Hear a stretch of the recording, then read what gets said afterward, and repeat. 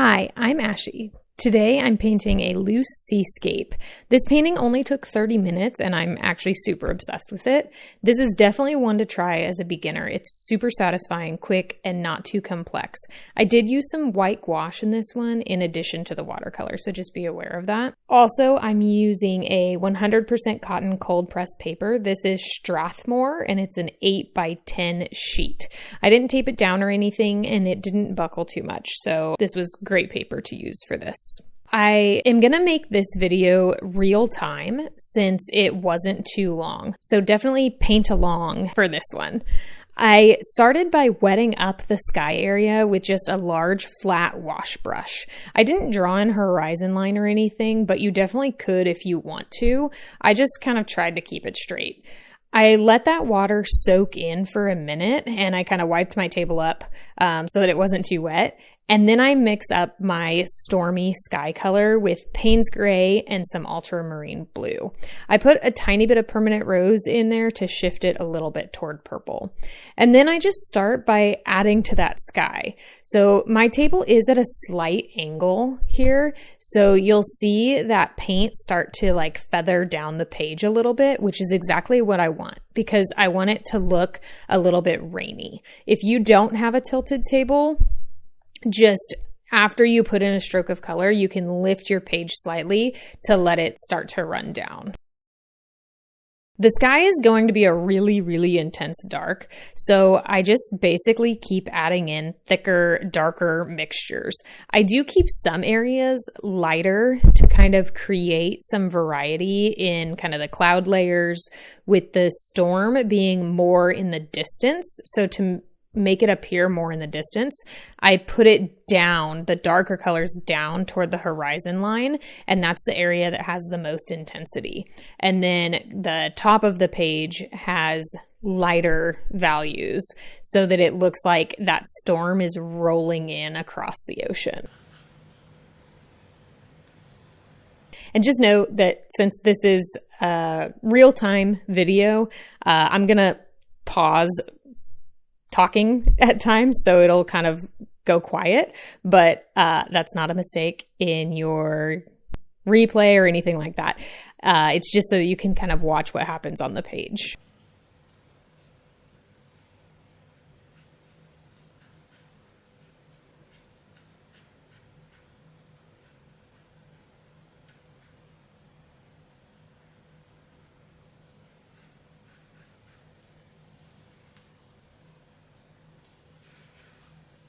I do tilt my paper at a really severe angle to get even more of that bleeding down the page. So I'm just forcing it at this point.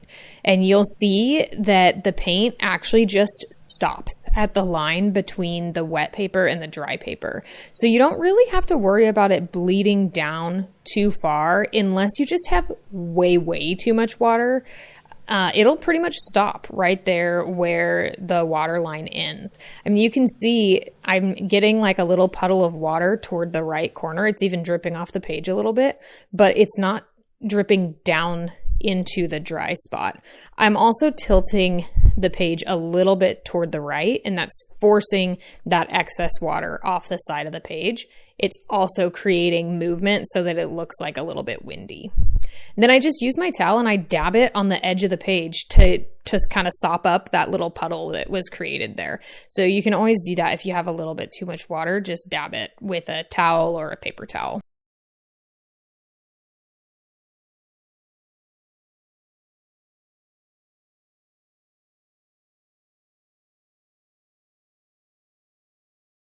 So at this point, I really just keep adding these layers. You can see that it's still really wet. Like even in the video, you can tell that the page is really shiny. So at this point, you can just keep adding paint and not worry about getting any like weird bloomy edges where you get like hard cauliflower edges, because it's all very wet and it's all equally wet. So you can add paint at this stage without any concerns. If your page seems to be drying a little bit faster, either if you're using paper that's not 100% cotton, it'll dry faster, or if you're in like a hotter environment, you can always like spray down the page with a spray bottle to create longer working time. I do add some clean water here to force some blooms. So I get a lot of water on my brush. This is a very big brush, holds a lot of water. And I drop that water in to the lighter area of the page. And that's forcing the pigment away from that wet spot. And so I kind of pick up my paper, hold it vertically, and drop more water. And that's forcing that like feathery light color down the page. So it kind of looks like sun rays are pushing through the dark clouds. And it just creates a really interesting like glowing effect to the sky. So it's something that you can utilize if you are aware of like water control and how water reacts to the pigment. Knowing that extra water pushes the pigment away is something that you can really utilize to create things like sun rays. After doing that, you got to just get out. So at this point, I just stopped. I don't keep touching it. At this point, you really just want to let it dry and let the watercolor magic happen on the page. And you can just kind of enjoy watching it. Or if you're impatient, you can walk away and let it dry so that you don't tempt yourself to touch it again. So I do, I let that sit for a minute, but I'm mixing up the colors for my beach now. So I don't want to add any paint that is touching the sky until it's completely dry. So I don't work on the ocean next because that's going to be along the horizon line there. But I can add in my beach since it's not touching the sky. So I just mix up some brown using burnt sienna, some of that gray sky color that's pre-mixed in my palette, and then a little bit of orange and a little bit of pink. And I just keep adding a little of kind of each of those colors until I like the color for the beach.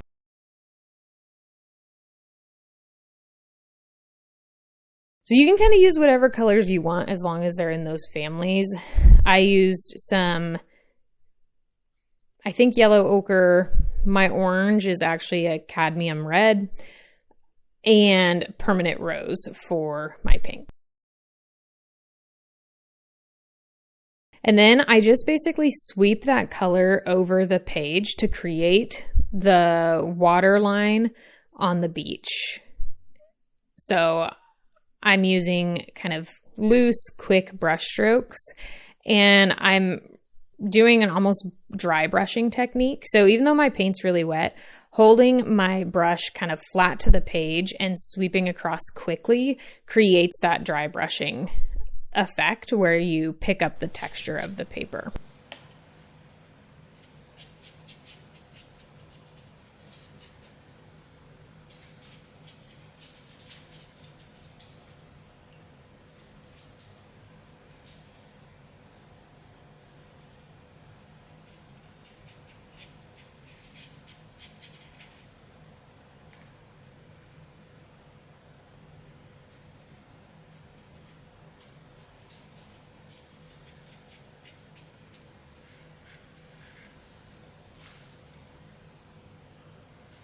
So I just mix up a slightly darker version with more of that gray sky color, and I add that along the edge of where the water line will be, and that kind of makes it look like it's wet sand, and it gives contrast and depth to the sea to the beach. So it looks like that water has come up and then receded a little bit, leaving that area of wet sand.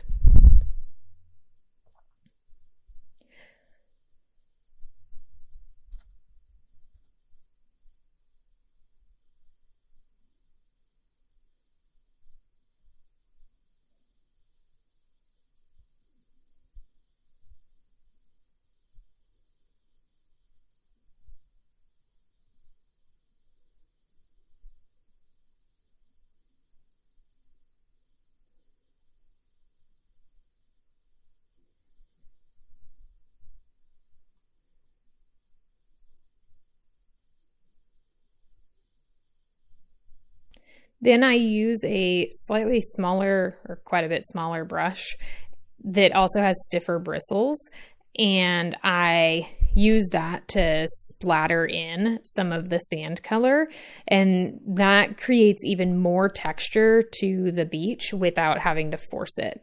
So to splatter, you just have to have quite a bit of water on your brush to where it's like almost dripping off, and then you tap it and it comes off. The bigger brush you use, the larger the splatters. The smaller brush you use, the smaller the splatters are going to be. Also, the thicker the paint, the less water, the smaller the splatters are going to be. But it also kind of makes it harder to splatter if the paint is not very wet.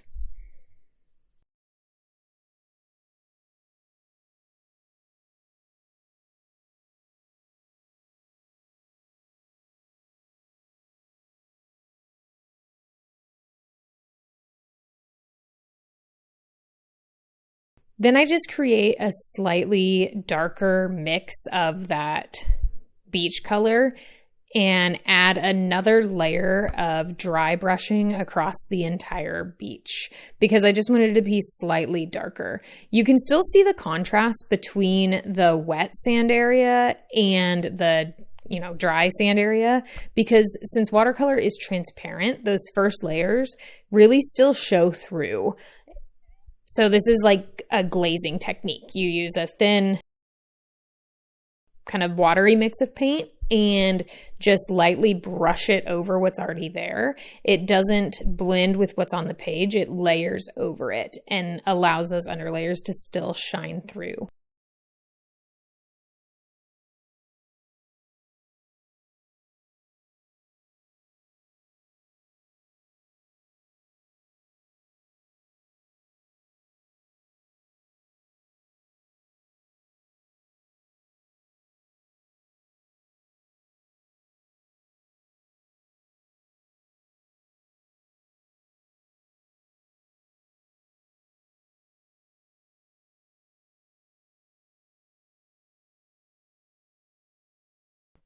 And after adding that glaze, I can go back and deepen up the shadows more like I do here if I want to. So not really shadows, but the wet sand area.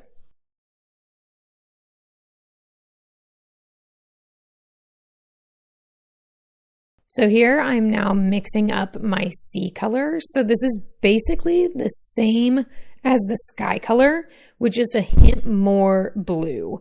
I used ultramarine blue.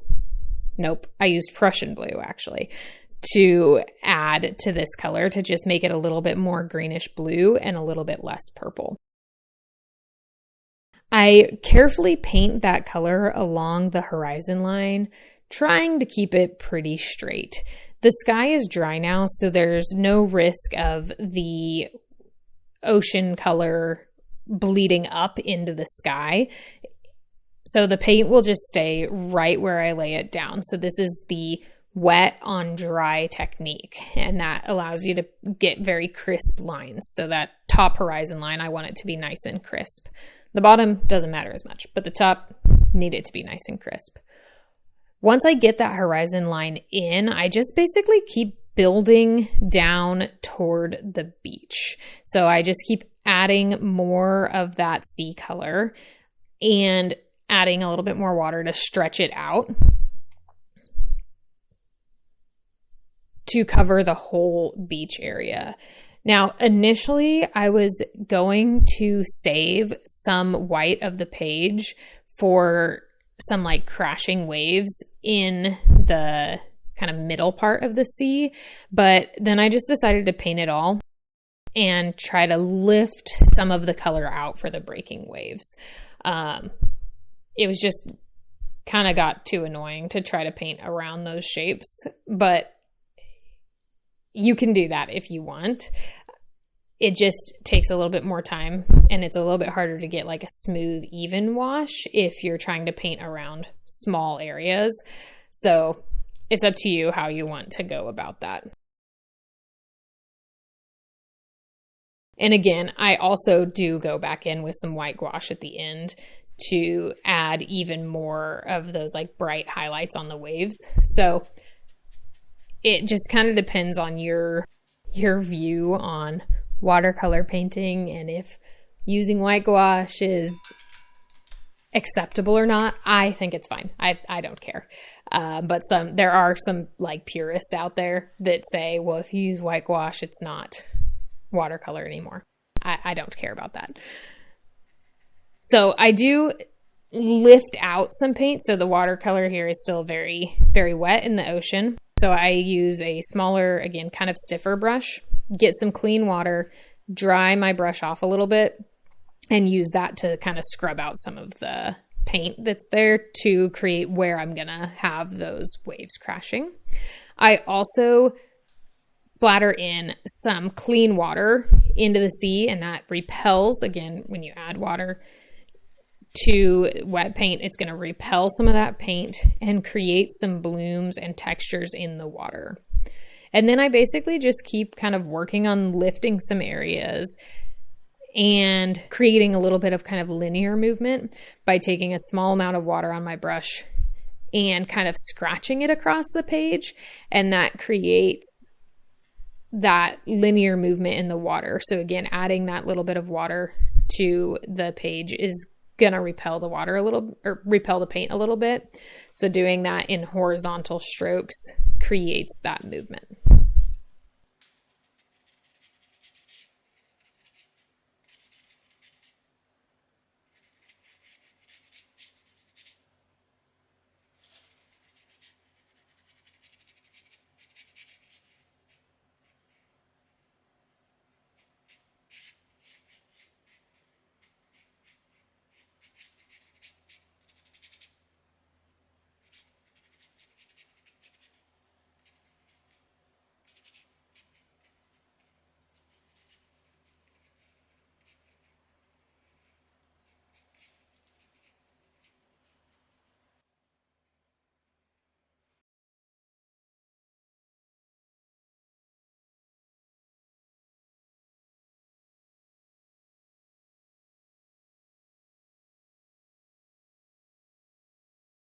Now, while it's still wet, I add a little bit of darker paint under the areas where I lifted to create the crashing waves. And this creates a shadow under where the wave is crashing. And those shadows should really be very dark to create the contrast. So to paint kind of realistic-ish waves, having right under the white crashing part of the wave, that foamy part, being your darkest area is going to make it look more realistic. And again, I go back and add white gouache later to really create that contrast. So it does look a little bit weird here at this point with the dark grayish blue, but I'm not worried about it because I'm going to add the white later.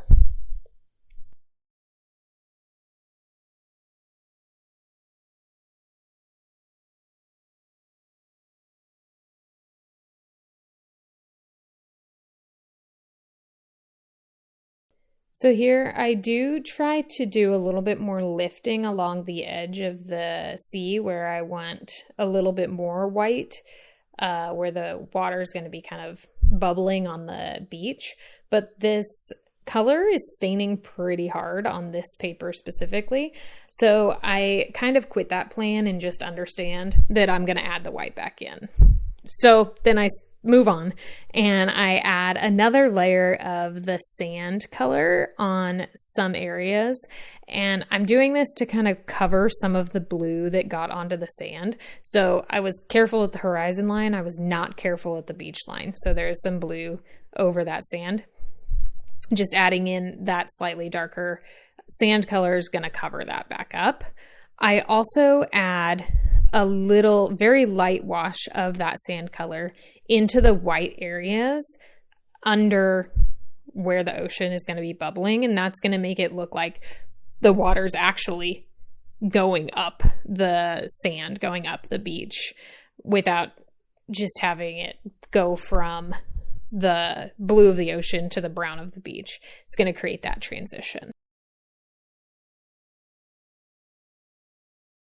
So here I'm getting some fresh gouache right from the tube. So it's nice and thick. And it's just pure white gouache. I think it's titanium white. Can't remember the brand, but you can use white gouache. You can use bleed-proof white ink. You can even use like gel pens if you'd rather like draw it on. I don't love that. I'd rather paint than draw. But you can use whichever kind of white you like the best. Acrylic paint works great too. Just something that's opaque. White watercolor isn't going to be opaque enough to do it because we're going over these dark colors. So just get a opaque white medium and go for it here. So I just kind of tap that white paint onto the top of the crashing waves, again, above where I had put those really dark shadows. And I have a lot of paint on my brush here, so it's nice and thick, and it's going to stay that nice bright white even as it dries. If you do it too thin, even with the gouache, it'll fade out and become more transparent. I also sweep and kind of tap some of that white along the shoreline where that water would be like ripply and bubbly there on the sand. And I kind of just keep going with that. I do thin out some of the white gouache with some water to make it slightly more transparent in some areas, especially that are kind of going farther back into the sea. So I just don't want it to be that really bright white all the way. I want it to be a subtle transition toward that blue color. So watering down the gouache and making it a little bit more transparent allows that to happen.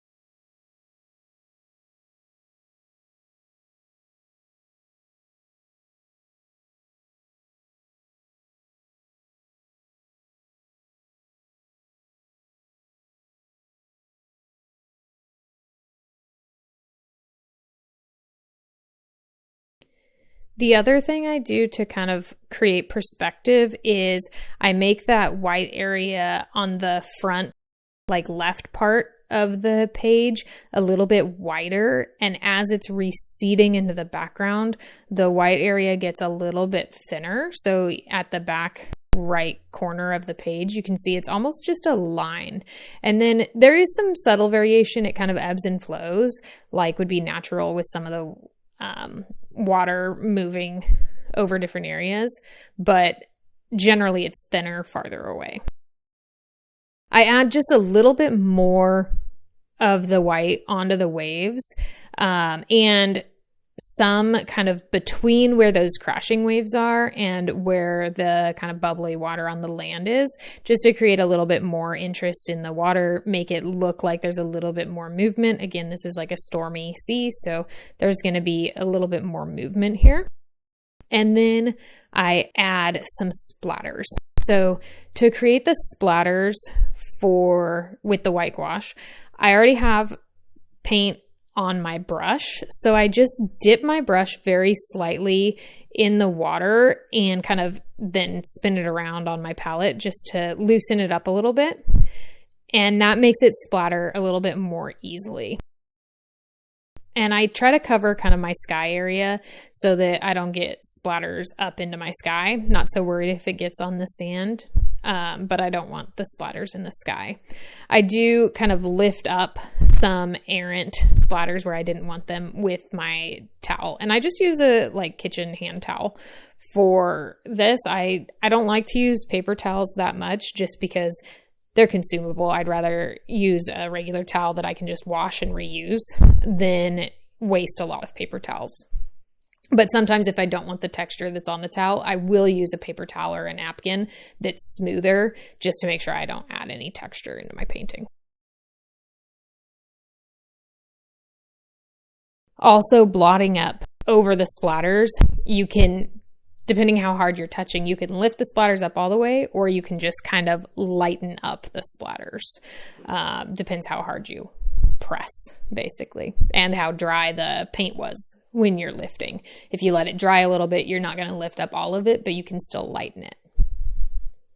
After adding the white gouache in, I add a dark shadow under the water on the sand. So this is really a critical step to create depth and realism. Shadows are what are really going to make your painting pop. So you can tell that as I'm painting this, the far side where I haven't painted yet, it looks much flatter. And just adding that very thin line of the kind of gray, darkish, warm gray paint under the edge of the waves or the water makes it look like that water's actually coming up over the sea rather than just like flat and part of it. So really critical step there. And then I just add some dry brushing in with a slightly darker brown in some areas of the sand just to create interest. So especially kind of farther back, I want it to be a little bit darker and again, kind of make it look like it's receding and going off into the distance. And then in the front, I'm really just using this to create more texture and more interest into the sand.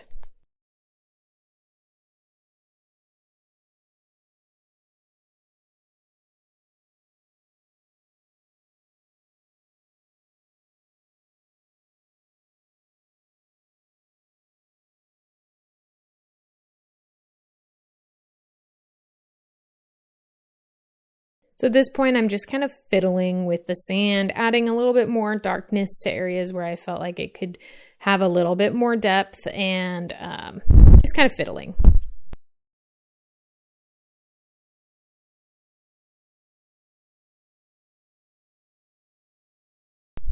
And then I just add a slightly darker wash of the beach color to make it a little bit darker, number one, and make that transition between the darker, like farther back right side of the page and the front of the sand a little bit more natural and smooth. There was just a little bit of a hard transition there.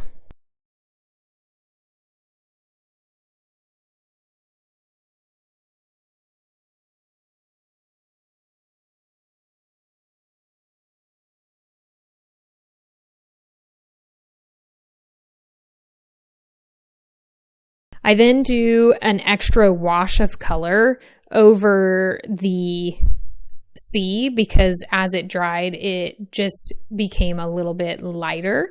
And I wanted especially that back part to be a lot darker. So just take that color and wash it over to create a little bit more darkness.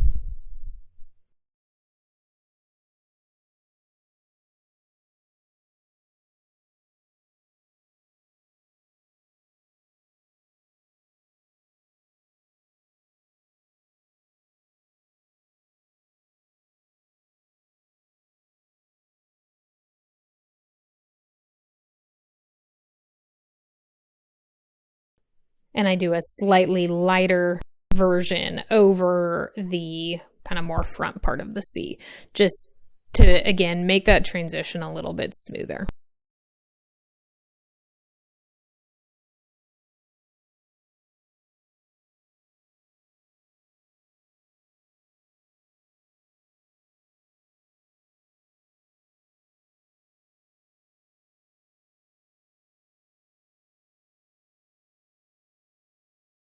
And that is all. So fast and so satisfying. And just look at those clouds. The final step really is just signing it. So thank you so much for watching. I really hope you enjoyed it and I hope you learned something. Have an awesome day.